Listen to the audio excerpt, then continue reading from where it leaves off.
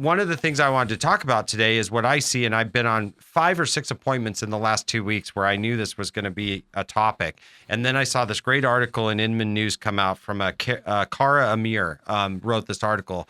And I know when I agree with the first 5 points of an article, that's somebody that thinks very much like I do.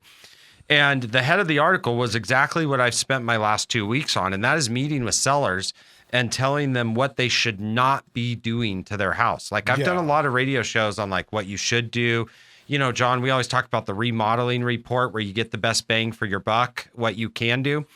What people miss is do not do these things before you list your house, okay? Mm-hmm. The number one thing on the list, and twice this happened to me last week, and that was changing out to new appliances. Okay, like if appliances are working, but they're a little bit dated, they don't need to be replaced before we go on the market. Like one of the things people will ask is like, does the dishwasher work? Does the stove work? Yeah. Does the microwave work? If the answer is yes to all of those questions, it's very, very rare that I'm with a buyer, especially if you're looking at the median price point. You know, if you're looking at anywhere from $350 to $600.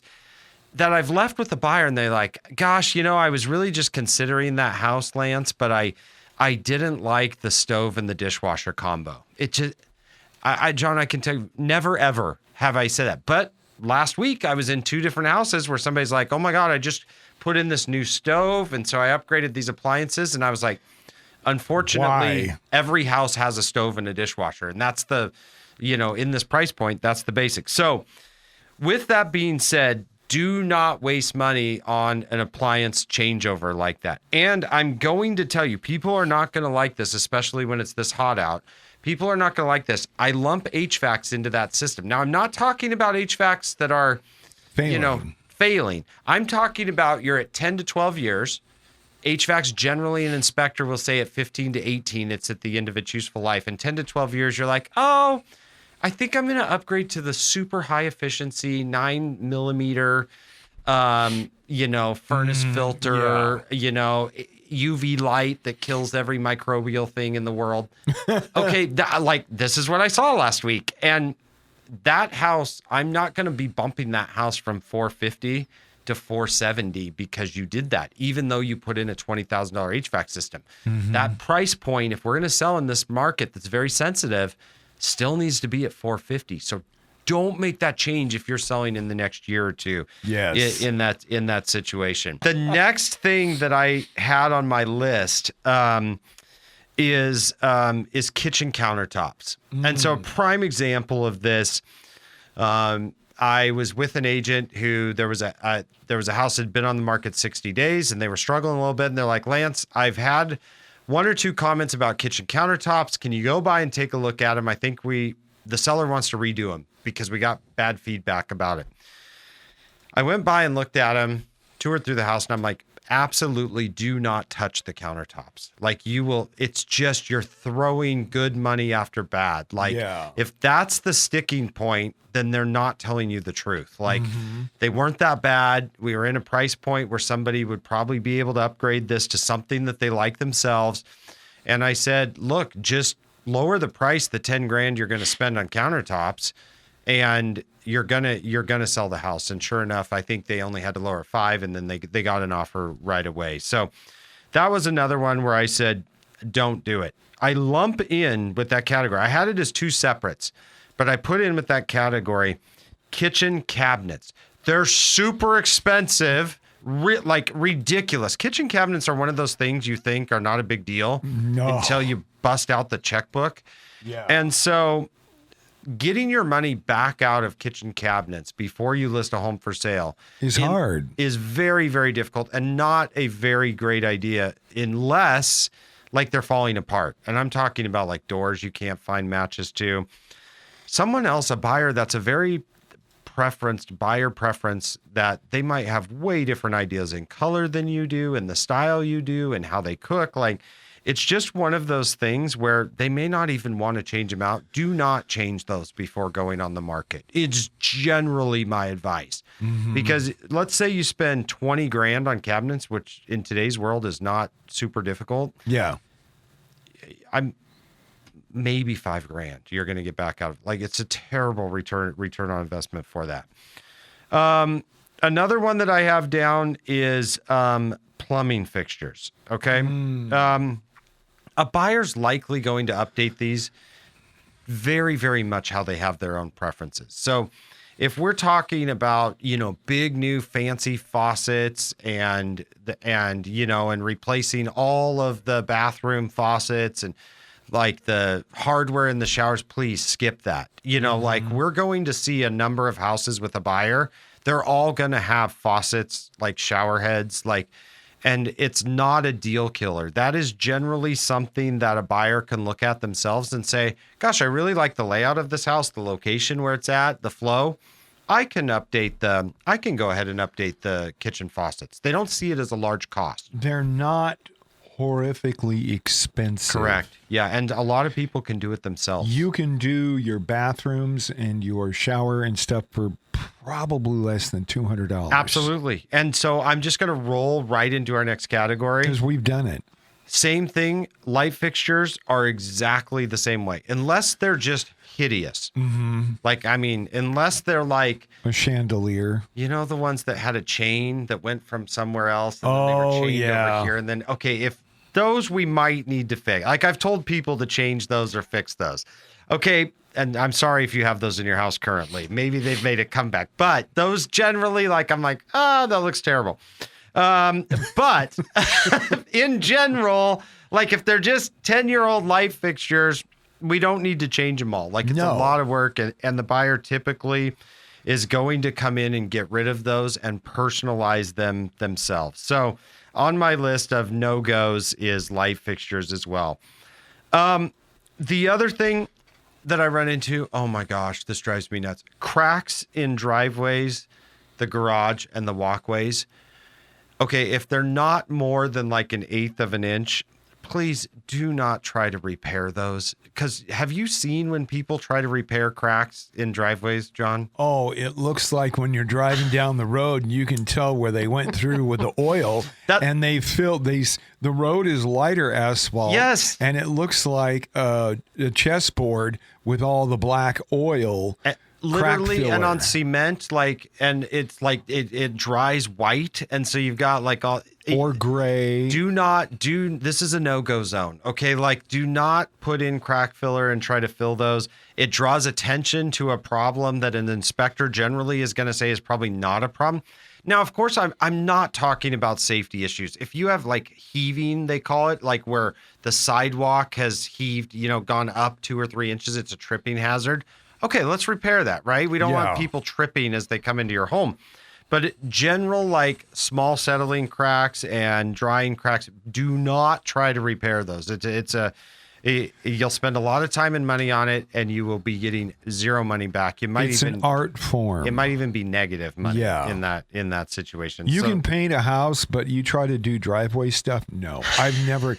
It takes a concrete professional. It does, yeah. And a lot of times it takes ripping out the whole thing and just starting over. So that's a no-go for me. The next one, a lot of agents will argue with me on this one. But I actually put on this list, most cases when I go out to a consult on flooring, most cases it's don't change the flooring. Mm-hmm. A lot of people, that's one they go to right away and they're like, oh, I think we should have new carpet, new hard surface in here. And it's not even 50-50. I would say it's only about 25% of the time where I'm like, yes, you absolutely should change it. Okay, if there's holes in the carpet, obviously, major or if it's wear 1979 patterns. shag. Yeah, if it's just it's been there 5 or 6 years, it's a little dirtier than you would like it. A lot of times we can clean it. We can get a professional in there that can refresh it. But in general, that's another choice that a buyer is going to want to make themselves. And where you might go back with carpet in a bedroom, they might want hard surface, flooring in that. And so that's a big one where I see people waste money on some of those situations. Next on my list, they're awesome when you see them, but they do not recoup value. And that is a perfect garage. Oh, With all of the cabinets. I'm talking about like epoxy floors, and then the beautiful built-in cabinets where, how I just said how expensive cabinets were 4 points ago in a kitchen. They're pretty much the same freaking thing in a garage. Like I've seen somebody spend 15 grand in garage cabinets. And you know what? If I've got two houses, one's 500 and one's got the garage and they've got epoxy floors, which was 5 grand and 15 grand in garage cabinets. And then they added a bunch of, extra storage systems out there. It is a wow factor. And that house will probably sell before the other two that I'm going to show them, but only if the price is close. Like if that one's at 505 and the other ones we see are at 500. Yeah. We're probably they might get an offer first if everything else is like for like. If that one's at 525 and the other ones we saw at 500, they're not going to get it. And so I'm never going to tell a buyer at a listing console, or a seller, at a listing console, spend 20 grand in the garage. I think that's a great idea before you list. No, I'm going to do the opposite. I'm going to be like, absolutely not. Yeah. As cool as it is, let's save that for your next house. Put it in your next house and then get enjoyment, amortize that over 10 years of enjoyment. That's where you're going to get your money back on that deal. So garages are a big one of that. Another big one that I lump together as a separate category, but along with that, is garage doors. Every garage has a garage door. You can spend $3,000 on a garage door, or you can spend $10,000 on a mirrored glass insulated garage door. I've seen them on both, but if you're apples to apples on a house, I'm never going to tell somebody go spend 10 grand on a garage door like that. As long as it works. As long as it works and it's functional, then that's what we need to have there. That's going to be the value in the eyes of the buyer. It's not one of those items where we see massively, massively different value. Really sucks when you write the check in new construction because you get caught up. I see people do this with overages on new builds all the time. They're like, oh my God, it'd be awesome if I had an insulated garage door and then it wasn't so hot in there in the summer. And you're like, yeah, that would be awesome. Change order, 12 grand. But then when you're in resale and someone's going to list their house, I'm never going to get you that 12 grand back. So that's a no-go on that one. The other one, and this radio show might be the most disagreed show we've ever done. No, maybe there's probably something else we've talked about that was controversial. But if you talk to 10 agents, you're going to likely get 9 different opinions. I might agree with one of them. This next one, outdoor living spaces and pools. If you have them, awesome, great. If you're going to sell your home, let's not spend a ton of money on it. Let's not put in $100,000 pool with a home that you need to sell in the next year and a half because unless you just like burning money, which maybe, because we are not going to get that 100 grand back. And I'm not going to suggest that as part of the sale. The only time I would ever suggest that is if you're in a market and you're in a neighborhood and there's 10 homes or, 50 homes in this subdivision and 49 of them have a pool and you don't. Okay, we can talk about that. Yeah. In general, though, absolutely not. And I'm not even sure in that last scenario if I'm going to go for it. I mean, it's just hard to get that money back in that situation. So that was a big one. And then in general, to just kind of sum up the show, the last point in this article was remodeling. And with remodeling, it just said, in this price point market, this is not the time to be doing massive, huge remodels. Yeah. And expect that you're going to get all of that money back plus an equity bump. It just, you have to price, you can price strategically to account for these items. Save yourself the time, save yourself the risk, and likely net more at closing. So, over the course of the last 2 weeks, this was just heavy on my mind because I was just like, man, as we look at pricing and being very aggressive and getting things sold for people, this was one of the most brought up items in the last 2 weeks. And so sometimes it comes down to what you shouldn't do versus what you should do. So We do consults like this all the time. Go to kenmoreteam.com if you need us to come out, take a look at your property, help you with those situations. We would love to do that. And we will be right back here next week.